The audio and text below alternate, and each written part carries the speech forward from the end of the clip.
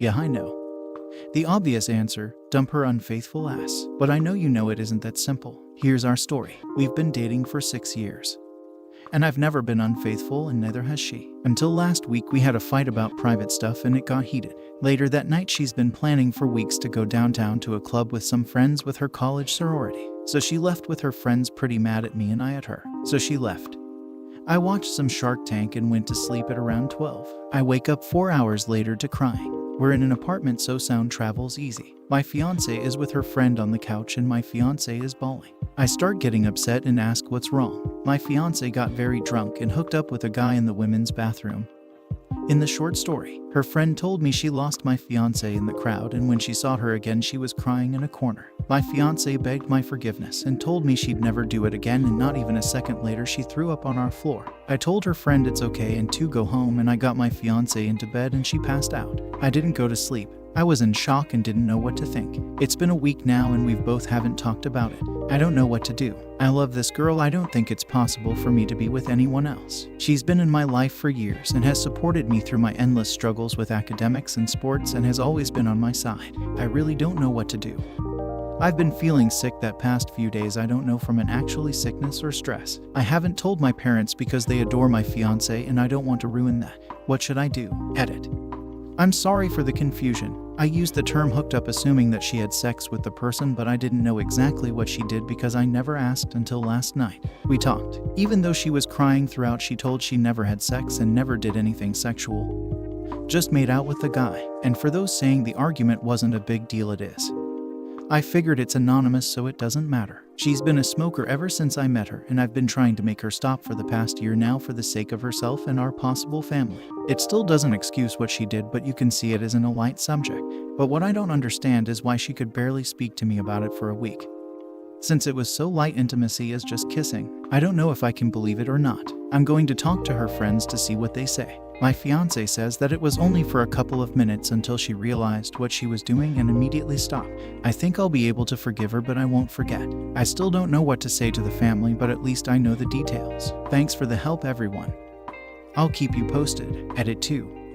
I just got off the phone with friends that she went to the club with. Here's what happened. They all ordered drinks and were waiting and talking to each other at the bar at the side of the club. My fiancé was looking very upset and seemed to be minding her own business and ordering drinks after drinks. They left her do what she wanted to for some time. One of her friends did tell me a guy no older than 30 was ordering drinks next to her and making eye contact with her. Her friends though nothing of it, and when she looked back, the man was ordering her drinks. Even though she was already very drunk at this point. They were talking, and at this point the friend went to my fiancé and asked her if she was all right, and she said she was fine. The friend told me the guy didn't look at her and looked away, and that he looked sketchy. The friend went back to talk to others, and when she looked for my fiancé again, she was gone. Her and her friends were looking for her for 10 minutes, 20 minutes or so, and that's when they found her in a corner. She was crying, and when they asked what's wrong, she kept saying, "He's going to hate me, everything is ruined, I'm so sorry." So there's the full story, I guess. Maybe truth, maybe not. I'm still deciding what to do, but one's for sure. She won't be seeing me in a church for years if ever. I'll keep you posted. Last edit. So I've made up my mind. I'm going to keep dating her for a bit to see how things turn up. She agreed to take a polygraph. If it was just kissing, then I will stay with her but will not marry her. Simple as that. I can't accept the fact my future wife cheated on me. No matter the level of intimacy. She has agreed that if the polygraph shows her lying about anything, that she will tell everyone what she did and why the wedding was canceled. And I will keep the apartment. I can't deny the fact that I love her still so much, but the fact that I love her so much makes it hurt even more. Thanks for the support, comments, and private messages.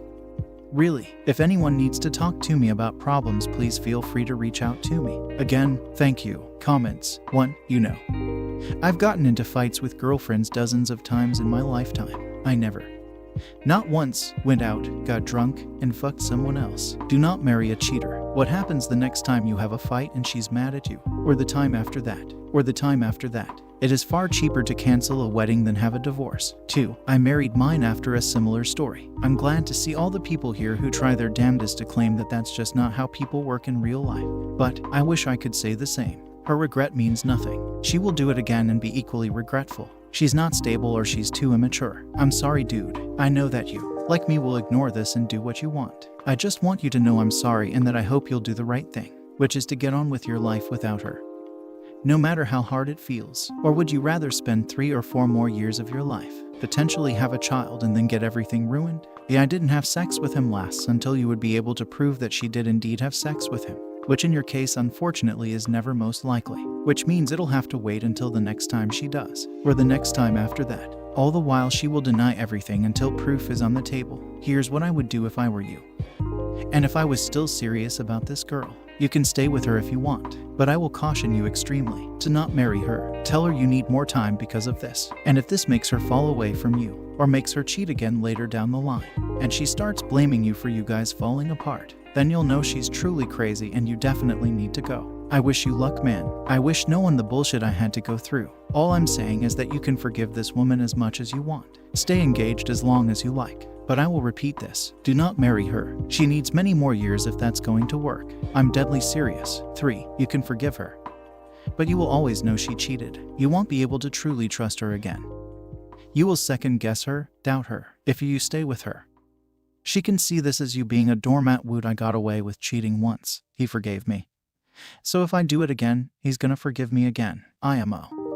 You got into a fight and she used it as an excuse to cheat. She probably get mad at you about something and do it again. 4. If I truly love someone and if they were to hurt me like that by cheating, I'd be mad, but I would still give them a second chance. I know getting drunk you become reckless and you tend to make stupid mistakes. Maybe since you guys are getting close to getting married, she also might be stressed out. After all, it is a big event and checkpoint in your life. I would say forgive her, but I guess it all depends on how you look at it and how you feel. 28 male, my fiance 26 female, and I never got intimate and it's making me resent her. To some, this may not seem like a big issue. However, I am an extremely sexual person. I enjoy being intimate and trying new things. My fiancé, however, is the type of woman who could have sex once a year and be okay with that. We have fought about sex in the past and she promises to making changes, but I feel it's getting worse. We have not had sex in 2 months. The last time I tried was the other day and she got annoyed and said all I want to do is have sex. But I am feeling increasingly frustrated because it's like a vicious circle. She says I ask too much, which turns her off. So I don't ask, but we don't have sex anyway cause she will never ask. So then I ask, she gets mad, then we don't have sex, repeat. I honestly don't know what to do anymore. It's getting to the point where I am beginning to already feel like we are an old married couple where the husband hates the wife. I feel horrible saying this, but this anonymous, and I feel it's an important detail. But I almost want to cheat just because I feel unsatisfied. Sex isn't the most important thing in the world, but it's important to me, and when we only do it a few times every several months, I feel like I am extremely unsatisfied. All other aspects of our relationship are fine. It's just this that is tearing me apart. I'm sorry if a lot of this sounds harsh, but this has just been boiling up for months. She is away this week with her family and I was hoping we would have sex before she left, but she turned me down again. What should I do? I honestly don't know anymore. Edit. Wow.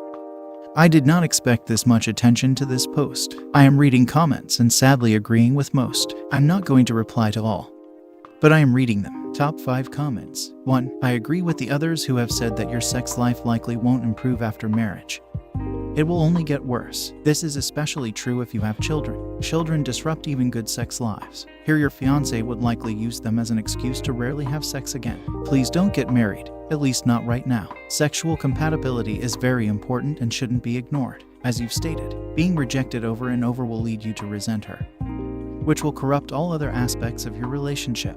If you think it's worth it, try therapy. Otherwise, save yourself a lot of future misery and end things now. 2. If you marry her, here's some people experiences who have are going through your circumstances. Read for yourself what you have to look forward to. You deserve intimacy in a relationship, that's all I'll say. 3. Break up. This ain't it, chief. It doesn't sound like a situation that's going to improve. 29 is young, like prime of your life. You shouldn't be throwing away the sex life that you want at the ripe old age of 29 because you and your soon-to-be wife are sexually incompatible. If it's important to you, but not important to her, then you're never going to be satisfied. This will build up resentment, and eventually you'll cheat. 4. My best friend is married to someone who has a low sex drive. She started complaining about it 6 months into their relationship. They've been together for 10 years, and she's still bitching about it. It makes her so unhappy. I wish she would have left him before it became serious. 5. That statement needs to be said to her ... but it's important to me.